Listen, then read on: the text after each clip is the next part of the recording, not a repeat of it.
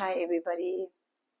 Today, I want to sit with all of you in a different kind of conversation.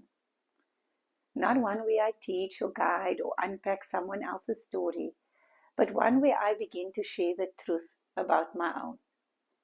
Behind every strong woman, every motivator, every voice that seems to have it all together is a lie that she once carried. And I think it's time we start talking about those lies. Not just to heal them, but to unlearn them. I want to share one of the lies that I've carried in my life and tell you how it shaped me, broke me, and eventually set me free. There are chapters in my life that are hard to speak about. Not because I carry shame anymore, but because they were written in silence, fear, and survival. I once entered a marriage not because of love, but because of fear. Fear of what would happen if I didn't. See, I became pregnant under circumstances that weren't gentle or respectful. I was young, deeply afraid, and didn't feel like I had a voice. I didn't know how to say no loud enough for anyone to hear, and truthfully, I don't know if it would have mattered if I had. I was in my parents' home at that time with my family in the next room, and still, I felt alone. I remember that moment not with anger anymore, but with deep sadness for the girl that I was, afraid of punishment, afraid of dishonor, afraid to speak the truth. When I found out I was pregnant, I also found out that trust had been broken in other ways in the relationship I was in. But I still felt I had no choice. I knew my family wouldn't understand. The culture I was in at the time didn't make space for unmarried girls to fall pregnant. I was so scared of how I would be dealt with that I even considered abortion. But abortion wasn't legal or accessible where I lived, and there was no real support. So I did what many other women have done in history. I chose survival. I got married, had a big wedding that I didn't want, wore the dress, and smiled for photos. I nodded through the congratulations, and nobody knew the storm I was carrying inside of me. No one knew the heartache I was feeling. My beautiful baby was born 4 months later. It brought more judgment, more pressure, and more silence. Yet she became the light I needed to survive. I felt so much shame once the secret was out because people look at you like you're so cheap, like you slept with hundreds of other men. Yet no one for a minute considers that maybe you didn't want this. The man is always innocent and the girl is the bad one. The saddest thing is that I just accepted it. I took the lectures, the disappointment, and the anger, and I said nothing. I kept the truth to myself.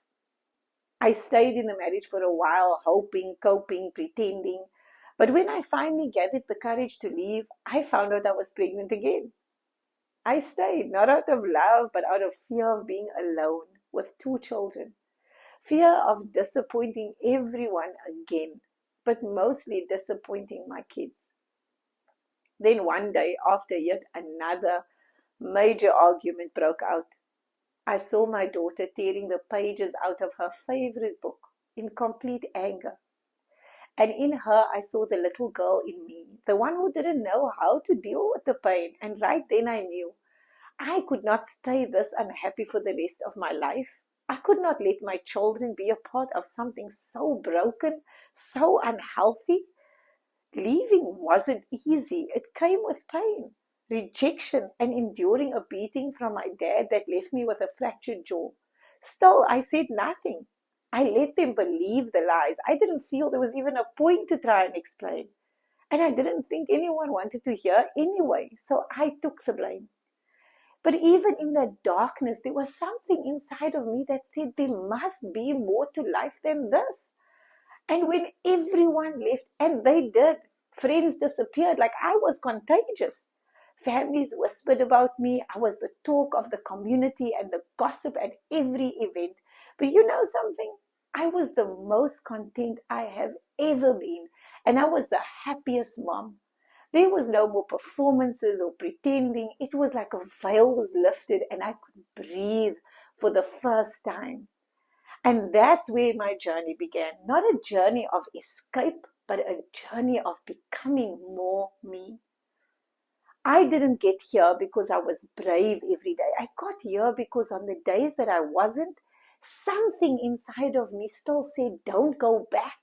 And on the really hard days, the universe sent me some reminders that I was on the right path.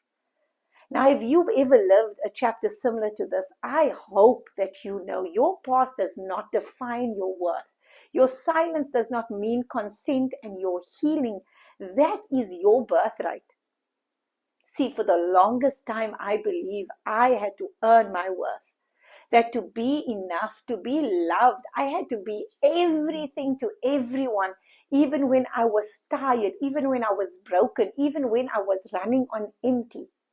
Because somewhere along the way, I swallowed the silent rule, don't be too needy, don't make mistakes, don't fall apart.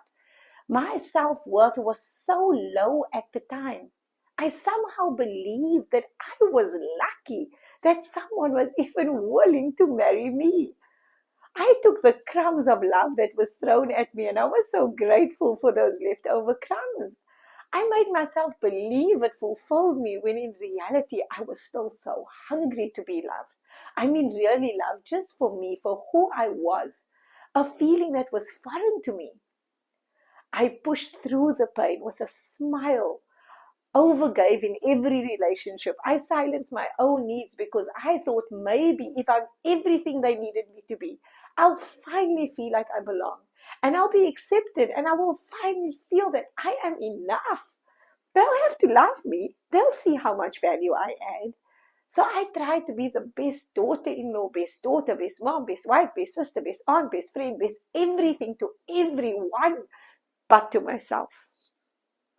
And let me tell you something, that is not living. That is surviving. And that survival happened for years. And even when I had the courage to leave, it was not for me, it was for my kids. They became my reason for moving forward. That is when my unlearning began. And the first truth I uncovered underneath it was that I don't need to earn love. I don't need to prove my worth. I am enough. When I took this step, the world opened up for me. I got a new fantastic role, worked with a phenomenal team. The right people came into my life. And then I met the person that loved me as I was, accepted me, and never once asked me to change. I was enough. And the message from the universe was clear to me. Be who you are, and everything that is meant for you will come to you. Today I believe that I am the captain of my soul and the master of my fate. I no longer let the world dictate my behavior or my words. Today I give a voice to the child in me who didn't have one, the teenager who used her voice to cover pain rather than reveal it, to the young mother who endured the harshness of humanity. Today I choose me above anyone else, my truth, my life, with my voice. So I'd like you to ask yourself today, what is the lie you believe about yourself? Who taught it to you, directly or silently? And what would your life look like if you unlearned it? If this episode stirred something in you, I want you to know that that stirring, it is sacred. Do not ignore it. Journal it, cry through it, talk to someone about it, DM me if you want. But let's start unlearning together. We've spent enough years being what the world has told us to be. It is time we become who we actually are. And remember to always be kind, be grateful, and always remember to keep it real. And I hope to meet you all in the next episode with my heart first as usual. Lots of love and lots of light to all of you.